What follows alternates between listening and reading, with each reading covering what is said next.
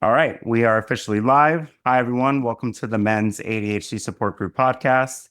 Very excited about today's guest. For those who don't know of us, the Men's ADHD Support Group is a 501c3 nonprofit.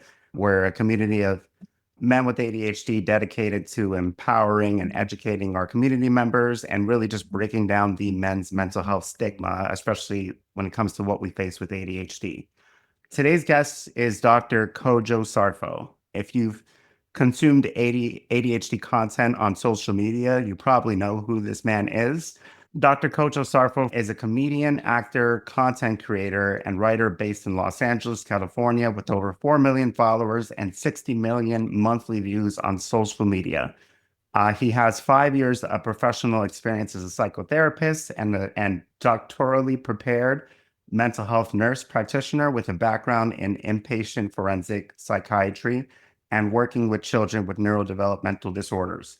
He utilizes these experiences to post skits, songs, and videos in order to promote mental health awareness. Dr. Kojo, welcome to the show. Thank you, Mark. I appreciate it. So it's honestly quite the dent that you've managed to make in the ADHD community. I mean, we met at the ADHD conference last year and I got to hear you speak and, you kind of like delivered such an empowering message in a way that was funny and resonated. And also we got to hang out a little bit at a karaoke with some mutual friends and you heard me rap Drop It Like It's Hot by Snoop Dogg. And I'm still thankful that you decided to go on despite me doing that. But I mean, it's quite inspiring everything you've managed to do. And I'm just curious, where did this all start with you? Like, what brought you to wanting to have this type of impact for just people who are neurodivergent in general? Well, Mark, first and foremost, thank you for having me on the podcast. It was amazing hanging out with you, Shane, and everybody in Anaheim. And it's funny that you mentioned the karaoke afterward because I remember that more than the actual keynote speech, which goes to show how important community and having fun is. I think we underestimate the concept of fun and that is needed. And to answer your question, probably when I released my first book, I think that's when this all kind of started. And my first book is called You Already Won. It released September 2019. And it had about maybe 9 or 10 chapters. And the eighth chapter had to do with me having ADHD. I wrote the book, it's self-published. So I had the book written and I had kind of highlighted chapter 8. I was going to throw it out because I didn't want people to know that I had ADHD because of the shame that comes along with it. And I wasn't seeing other people talking about their experiences online. So I was sort of looking for the version of me, like what I'm doing now, to be out there. And there weren't any voices, and it just kind of had to do with me caring about people's opinions. At the time, I was also an instructor at Augusta University, and there was a rumor on campus that I was on coke. I don't think I mentioned that in a lot of interviews because I was doing all these different things. So people would wonder, how did Kojo do this and that and this and that?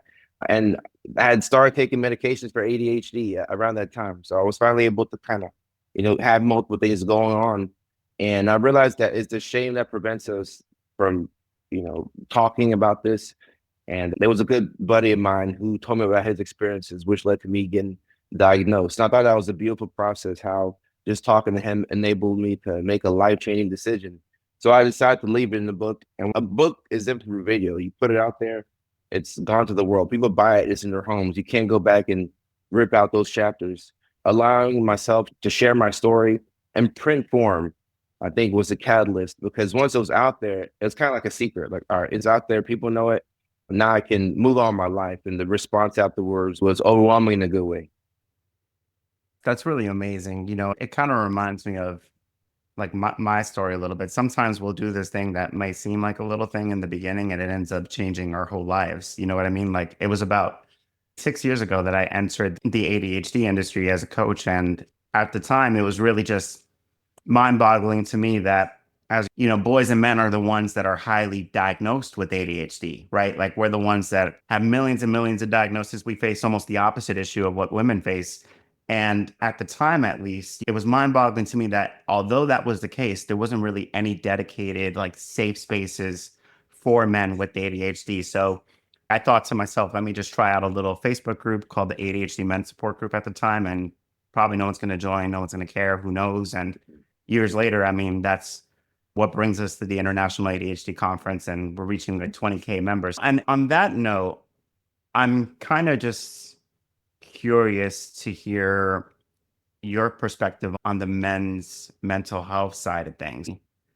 That we have this standard on masculinity where we need to be characters of strength all the time, that we need to be the providers, and we need to be almost this 100% person.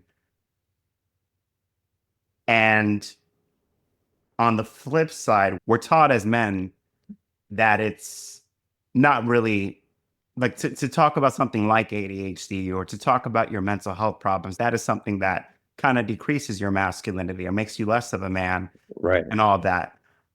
I'm just curious to hear your perspective on maybe how you resonate with that or have resonated with that in the past, or and how we can start shifting that mindset that a lot of men unfortunately deal with. So ironically, Mark, I think the key is to start. Like with ADHD, once you start something and then it's in progress, you're amazed by the things that you've done. You're like, wow, I didn't know that I could do all these things. I guess I just had to start.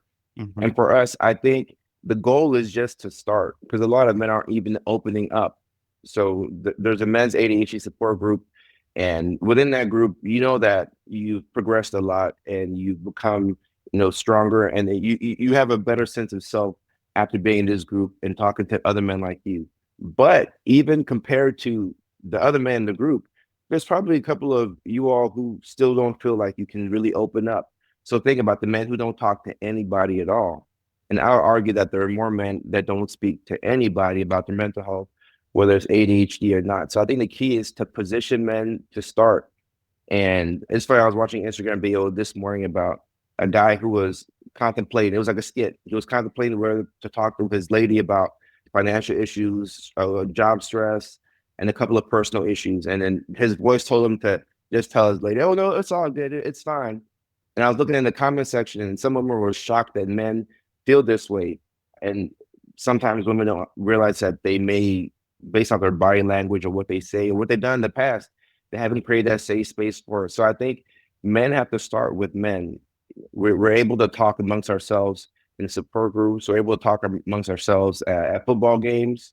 Right. Surprisingly, when men talk shoulder to shoulder instead of looking face to face, we're able to get deeper conversations. We can make more progress that way. I don't know why that is, but if you're in the car or if you're walking and talking with a buddy of yours, you can be more open and more vulnerable. So sometimes as men, what is expected of us is different from how we're feeling. And sometimes that the gap there makes us feel like we're not men. So we have to start with what we have, talk to the people that we have in our circle. And once we start opening up to fellow men, then you can get men to go to therapy or to talk to their wives or to their mothers. But a lot of men go their whole lives without even sharing a single thing about Right. themselves. What did getting started look like for you? Getting started looked like talking to friends. Mm-hmm. And what I'm saying now, Mm-hmm. just talking to the guys. It was never anything that I would tell a girl that I was dating or my mom or sometimes my sisters, but I could go more in depth when I was talking to the guys. Because we were playing pickup basketball and maybe one guy would say, oh, it's crazy. My girlfriend broke up with me. Or somebody would say, oh, I just got laid off from my job. And then somebody else would say, oh, I'm behind on school. I'm failing a couple of classes. And then I'd say, oh, wow, I'm overwhelmed. I have to take care of my grandma and all this stuff. And I'm behind on school. So it started with talking to other men that I didn't have to question what they thought of me. I didn't have to question what they thought of me. Do they think that I'm weak? Do they like me? Do they think that I'm feminine for talking about my feelings? So just talking to David, Kevin, the guys that I grew up with, that was kind of the catalyst for me. And of course now online, but it wouldn't have started if I didn't have those guys to talk to, just playing PlayStation or during a game of pickup basketball. Yeah, no doubt. My whole thought is, and I want to be very careful with what I say because I don't encourage looking at ADHD with a victimhood mentality, but more just looking at it Right. from a realistic perspective. And the realistic perspective is that living life with the ADHD is life on hard mode, right? Like that video game setting. My whole thought is that while that is the case, we kind of just owe it to ourselves to have a mindset of like, why not have my small circle that I pursue some of my challenges with, right? It's been transformative for me to have someone like Shane as a friend and people like John Hazelwood and others who do work in this community, because I have my small circle of friends that I can call when the highs are high and when the lows are low. Right. That power of community has been so key to just keep me going and keep my head up, independent of what I'm going through. So I just love what you said there. You know, one of the things that stands out for me is just with having ADHD in general. I mean, beyond just the issues with focus or executive functioning and whatnot, people with ADHD struggle with self-confidence. Like we have a member in our community who is in his 60s, and he just mentioned for the first time the other day where he's just getting to a space where he can look in the mirror and genuinely appreciate himself, right? Like that's heartbreaking to me that a lot of people with ADHD can't relate to that. I look at someone like you, where you have such a large following on social media, you've been on all these large platforms and everything like that. Um, I'm very inspired by the confidence in which you've managed to obtain in your own life. I guess my question is for you is, what has been some of the key factors to get you to the level that you are right now, where you can confidently speak in front of thousands of people daily almost? Yeah. So there's a rewiring that has to happen in your brain. That's a continuous process that I'm always working on, because when you accomplish something that you set out to do, the human brain does a thing to where, you said, I want to publish a book. All right, you published a book. Sometimes instead of feeling that accomplishment, for a lot of us who have ADHD, you feel relief, like, "Ah, I got it done."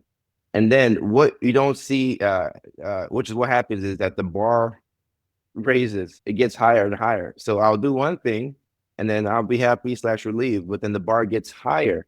And until I'm able to address that gap between where I am and where I think I should be, sometimes you don't feel good.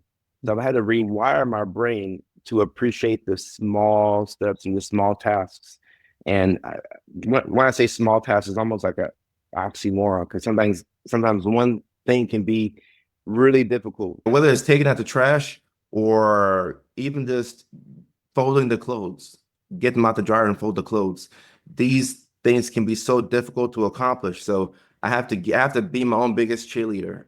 That's what I do. When I do a super small thing, relatively speaking, I'm proud of myself and I take the win. I count up all the small wins now, and there's no difference in being on the Today Show or getting 1 million views in my room, because everything in my brain feels like it's difficult.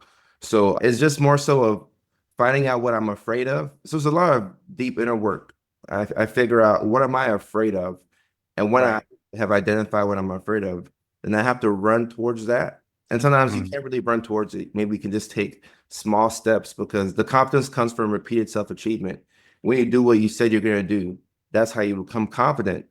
So we go off into a different path, and then we can't trust ourselves because we've learned that we are reliably unreliable. Yeah. So for me, I build up small accomplishments over time, and I spend a lot of time on myself. I think a lot of neurodivergent people do that, but I spend a lot of time on myself, and I assess things that prevent me from believing in myself.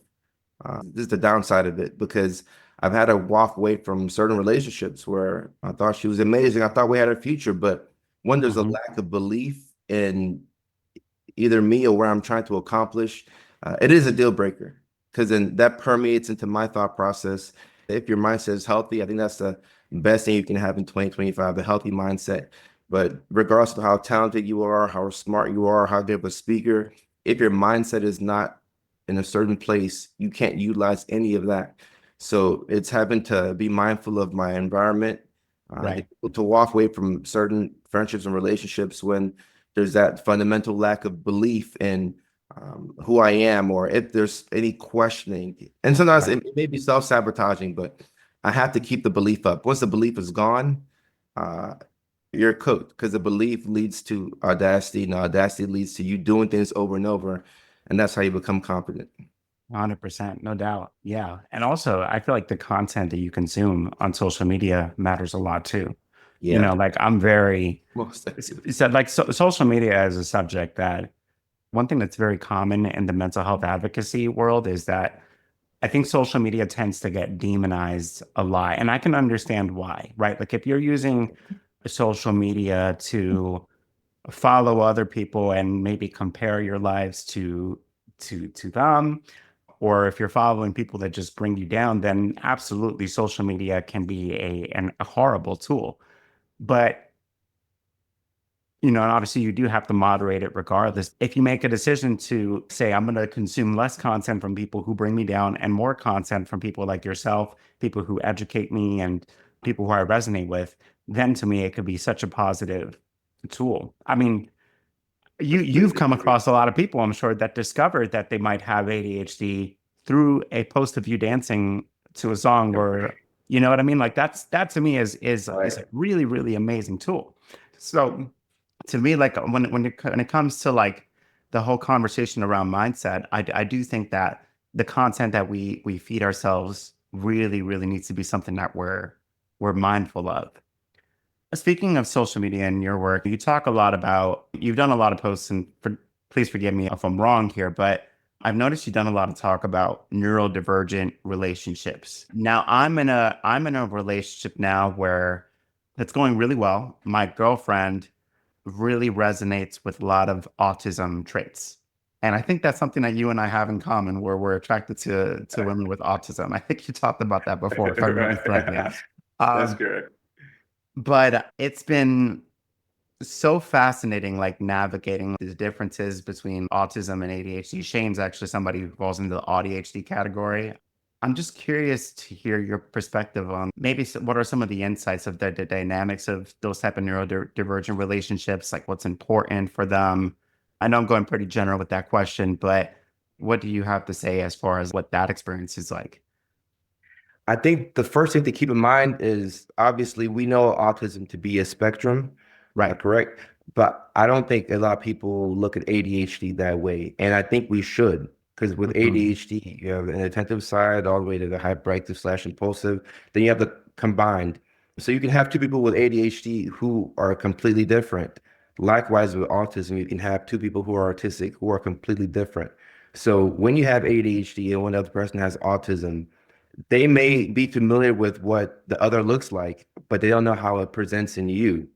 So Mm. I think it's important to understand, how does this condition impact your life, and how does it impact your ability to communicate?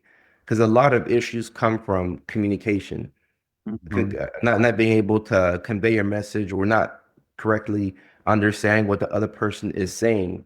So I Right. think with ADHD and autism, the good thing about it, and I think the reason why a lot of people who are neurodivergent or have ADHD prefer to date somebody who is autistic or somebody like them, is because there are fewer things that have to be spoken.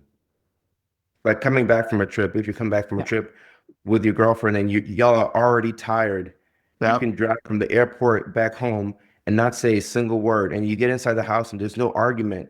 Yeah. Whereas in a neurotypical relationship, your girlfriend might say, "Did I do something wrong? Like, is the reason why you're not talking, Mark? You haven't spoken all morning." Yeah. Some of us are not verbal until 11 o'clock.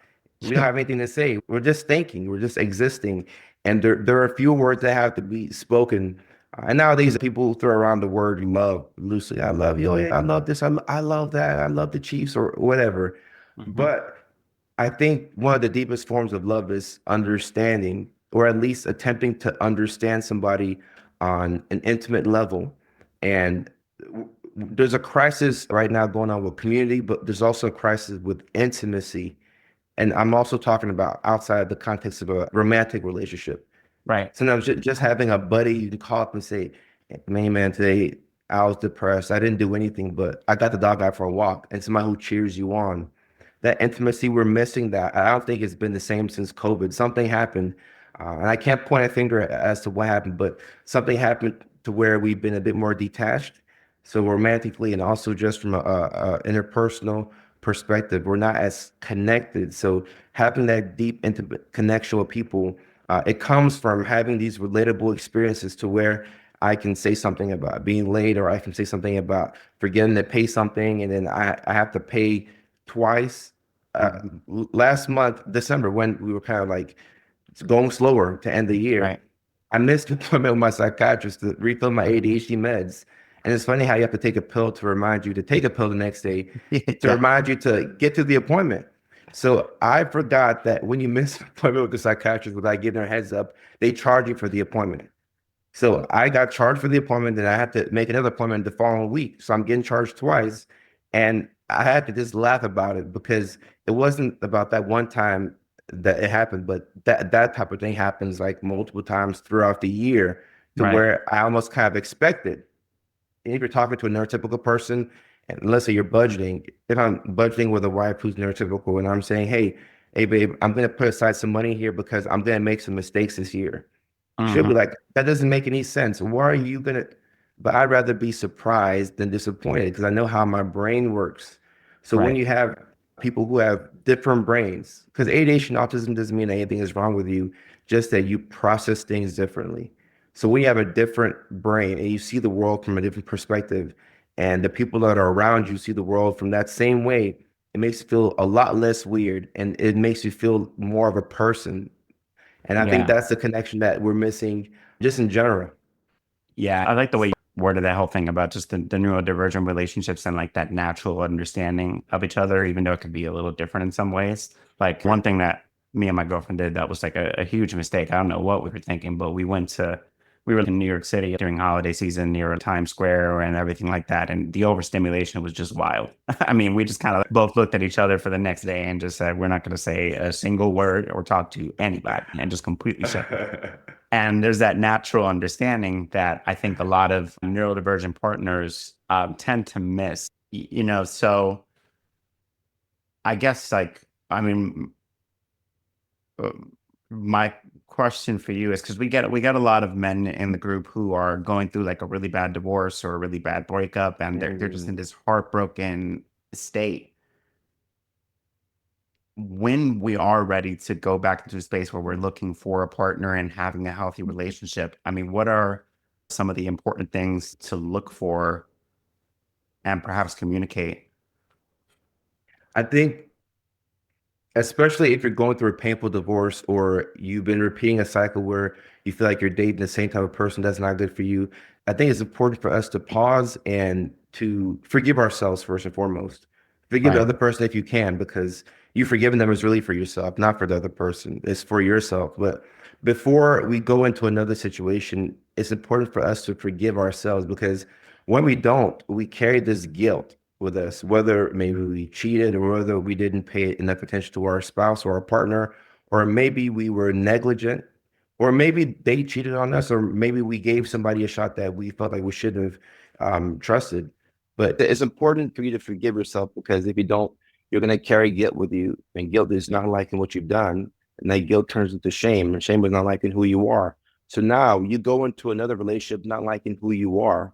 So if Right. somebody like you, you're gonna disrespect them inadvertently because you don't like, I don't like myself. So if you like me, how can I trust you when I don't like myself? So we're taking trauma from past relationships into the next one. And then, you're dealing with rejection sensitivity as somebody who has ADHD. Then we're men. So we're dealing with how things should be and the expectation of what is expected of a man. So all Right. that's going to be difficult to manage, especially as you're trying to get into another relationship. So I think it's important to pause for a second and to check in on yourself. Make sure that you've done the work to emotionally set yourself up with a good foundation to move on to another relationship. And I think that it's important to face the trauma head on. And I would cautious men against just hopping into another relationship right away, or like just sleeping with as many women as possible. Yeah. Just, I feel like that's a canon. If I can use Gen Z lingo here, for a lot of us, where we're like, all right, she broke my heart, I'm gonna go on a rampage or whatever. But Yeah. that's just delaying the emotions that we should be facing. And with ADHD, we tend to feel things a little bit later on anyway. So it's like a double whammy. So I think it's Mhm. important for us to pause and check in on ourselves and really see how we're feeling. And if we're not ready to get back into a relationship, then that's fine, because what you're looking for is you're looking for yourself. You want to get yourself back again, but sometimes the way that we access different parts of ourselves are through somebody else. Right. So it's important to just pause for a second and just understand that it's okay to have a failed relationship. It's okay to go through a divorce. A divorce is one of the most painful things that a human can experience, because you're grieving somebody who's still alive, who may be Totally. taking half of your money, who may not give you access to see your children. Mhm. It's almost like an emotional death by a thousand cuts. So checking in with yourself and having a support group of men, a place where you can go without any judgment, is going to be um, key. And once again, I believe that this goes through men, because like in the typical and neurodivergent worlds, there are differences in communication because we think differently. So likewise, men and women are not the same. None is better than the other, but we're not the same. So as men, we will see things a certain way, and Yeah. it can be very difficult for women to see things a certain way. So expecting a woman to view the world the same way you do is not realistic. Right. So the path to that freedom emotionally is confiding in other men and realizing that your struggle is not a singular thing, and that there are other people who are going through it, and that you will be okay. Definitely. 100%. Yeah, it's important. And especially like if you're like actively like in the relationship and you're going through a struggle, which is bound to happen, by the Yeah. way, even to the healthiest of healthiest relationships. What I found is that emotional dysregulation is a thing for us, Yeah. right? To say the least. And Yeah. there are moments where I get really heated and I go through common things that people with ADHD go through in relationships where, like, I'm kind of somebody who puts all of my executive functionings into my career and I excel at that. But where Yeah. things fall short is in my personal life. I'll work my ass off in a 13-hour shift doing something, Mhm. but I'll miss out on the chores for a while. Right. And there's that type of behavior often causes like some conflict in a relationship and things to be said that maybe weren't meant. And what I've Mm. learned is when I'm feeling like a certain way, especially when I'm feeling really heated, that is probably not a time where I am to address the issue in the relationship. That is the time where I give Shane a call and rant about some things and cool off a little bit and then circle back to it, right? Like having that core circle is really, really helpful. And in my experience, especially Yeah. when it's other men who have been exactly where I've been and just get it, you know? Right. Playing you have to do.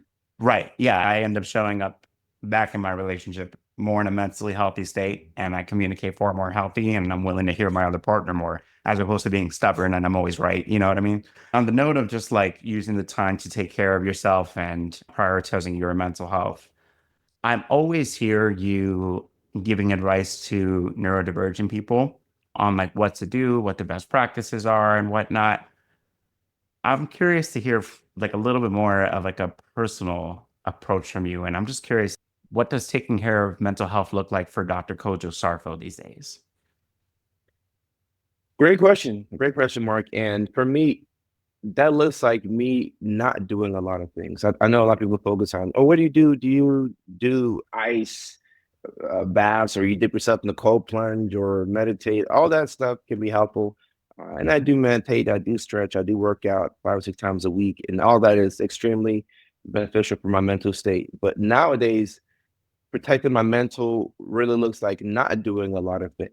It looks like not indulging in drugs or alcohol, which is something that I've used to avoid feeling things, especially with a large platform and being perceived by a lot of people and messages coming from left or right.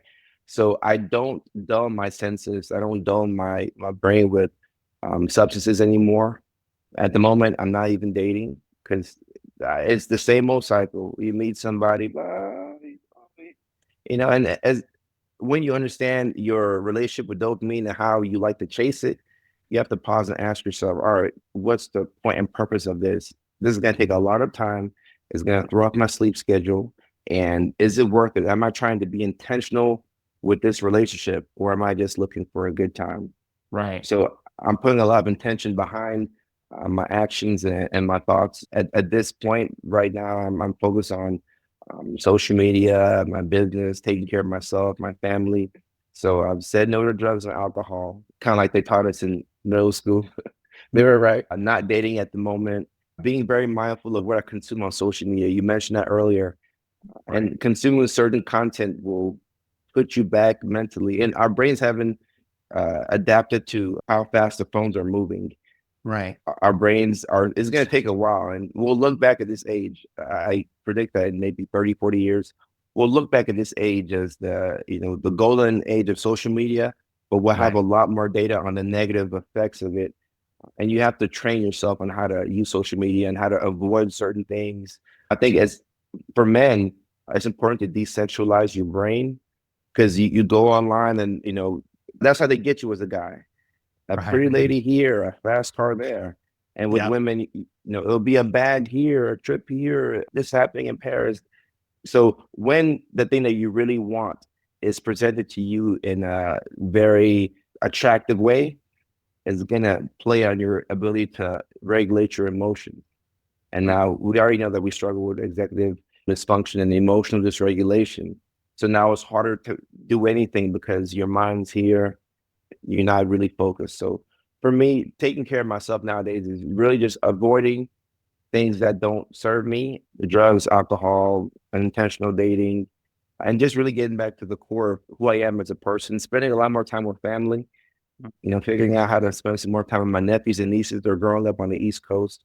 I want to be more involved with their lives. They have like actual personalities now, and they're into different things. So just spending time with family and getting back to the core of who I am. But I think that I know it's been extremely beneficial for me to avoid certain things. And I think that could be a cheat code for people to get ahead. Mm-hmm. Now, that's good advice for me to hear. I mean, Shane knows this about me. I tend to definitely overwork myself a little bit. Part of that does go back to kind of like old school, I guess, potentially toxic masculinity ways of thinking and whatnot, where I feel like I need to prove myself subconsciously I still do that sometimes. sometimes. Yeah. Yeah, no, I think a lot of us on the content creator sides are guilty of like needing to take our own advice sometimes. But, having boundaries and not overworking yourself involves not saying yes to everything that comes up, right? There are moments where you just have to say like, no, I'm not going to do this podcast or this project. Do you ever deal with any like people pleasing tendencies that come about with that, or like any potential rejection sensitivity things that you deal with? My question is like, what is your relationship like with saying the word no? No is a lifesaver. It saved my life. I wish I would have said no earlier.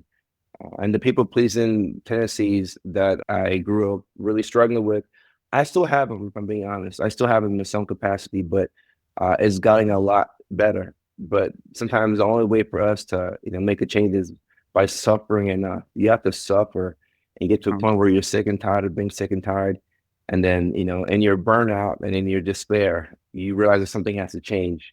And that's what happened for me. Saying yes to every single thing, the fear of missing out, wanting to be here, wanting to be there. So saying no and I'll say that last year, probably at the beginning of last year, that's where I became intentional with no. Because I'd been saying, I'm going to say no more, but then something will come up. I'm like, okay, all right, after this, I'll start saying no more. But last year, I guess it got to a point where I was just so overwhelmed, and sometimes I still am now, but I have to say no to certain things because I can't commit to this. I don't know what this thing is about. And I'm not going to speak on behalf of this. The White House asked me if I wanted to speak on behalf of re-election of the Biden-Harris campaign when Biden was running and had all these policies. I'm like, I don't know any of this stuff, but I have to check it on myself. And I just want I wanted to be in a billboard again. I have to look deep into myself and ask myself, Kojo, why did you say yes to this? You don't know any of the stuff that was in that email. I didn't even read the email, to be honest. I just clicked through, and I had to go back and I'm like, all right, why are we doing things? Let's put some intention behind certain things. Let's say no to things that are not in alignment with who I am, where I want to go. And if I don't know about something, don't speak on it. And a lot of anxiety comes from trying to talk about something online that you're not well versed in, and then looking like a fool in front of a lot of people, and that cuts into your other content. So I have to check it with myself and ask, or why am I speaking on something that I don't know about? Why am I participating in this activity that I don't want to do? Just, Right. to tell a friend, oh yeah, I'll go to this thing. I don't have the time for it. So things that I want to do that I don't have the emotional bandwidth for, I'm saying no. I'm saying no to family. Hey, I can't come here. I can't do this. And you have to sacrifice in order to protect yourself. So it does suck, but the reaction you get when you tell certain people no makes you feel like you should have started years back. Right. Because Yeah. people, you tell somebody no the first time, even with family, it's been very difficult. But now I'm a lot better saying, hey, I can't be here. I can't do this side business or something. I can't invest. I don't know what's going on. And then sometimes they'll feel like you're too Hollywood, or you think you're somebody that you're too big, but you don't care about those opinions when you've made mistakes before in the past. Because Right. I've done that. I've said yes to all these different things that I didn't know about. And then I'm trying to talk and I'm like, what am I talking about? Or things I Right. didn't have the time for.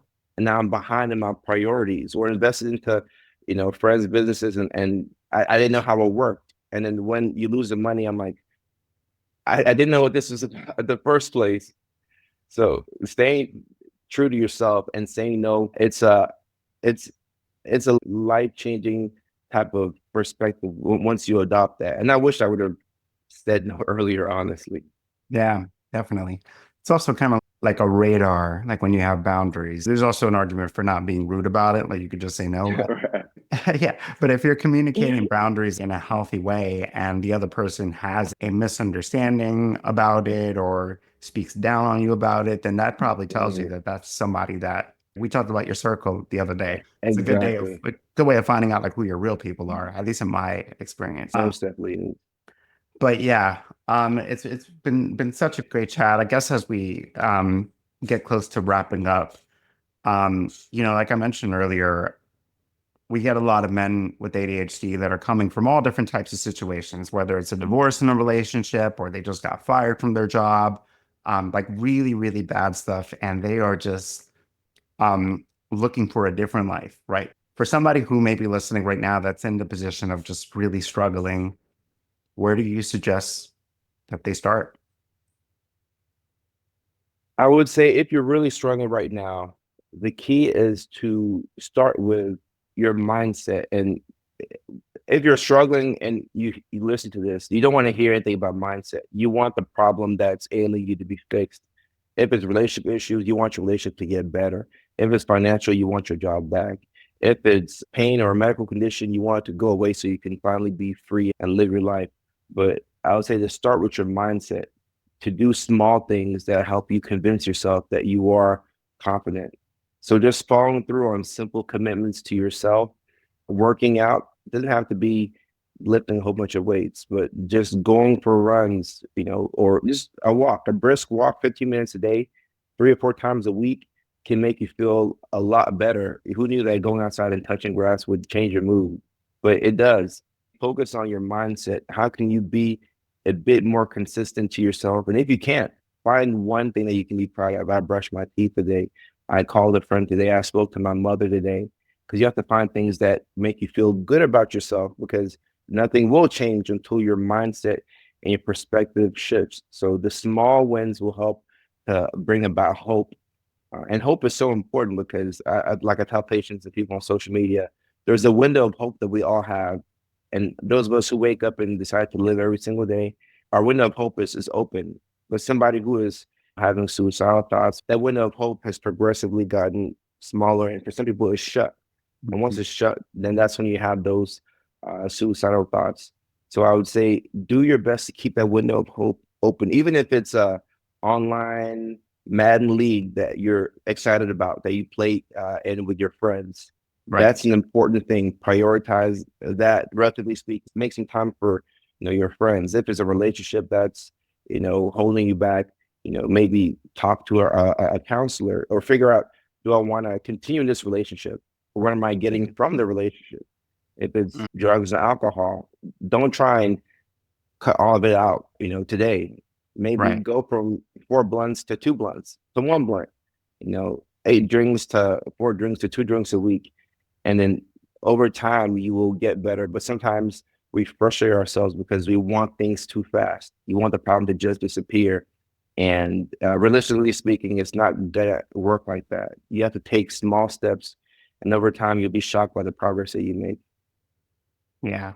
It's well said. There's a quote on small steps that's always resonated with me. And it goes, small hinges swing big doors. It's so true.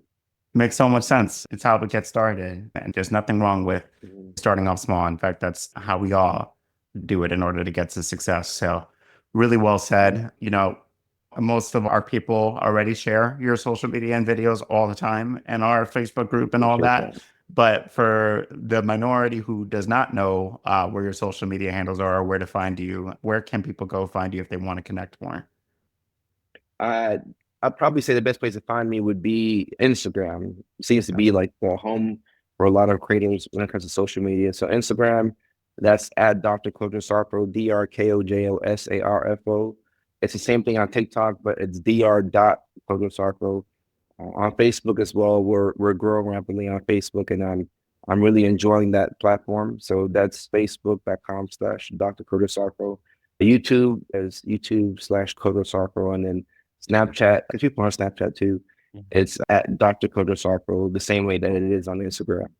Awesome. Any fun, exciting projects you have going on that you'd like to talk Uh, about right now? so let me see. I know no comedy dates planned as of soon, but we are looking to get a neurodivergent comedy show going with another comic. He's out of the country right now, so when he comes back, we'll plan that and have a date. We have a mental health youth day in Los Angeles. I think it's May 4th or first week of May. So we're planning to figure out how we can, at least for us, how we can incorporate our online community into doing something for the city, especially given the fact that we've had the fires this month, Yeah. and that's on top of the Hollywood strike and all the other Right. stuff that's been happening post-COVID in LA. So I would say it's May 4th. We're looking to do something for Youth Day in Los Angeles. So we haven't come up with a plan yet, but I'm excited about what will happen on that day. And I'm sure all that stuff will be shared on your social media and whatnot when that is active. Right. Also, next month, I'll be in Atlanta, Georgia on the 20th of February Cool. doing a talk on suicide prevention. And then the next day, I'll be in Woodstock, Alabama doing another talk on suicide prevention at a town hall. So those are coming up Awesome. next month. Very cool. Well, all right. Well, Dr. Kojo Sarfo, thank you so much for coming on the show today. This has been really fun. Thank you, Mark.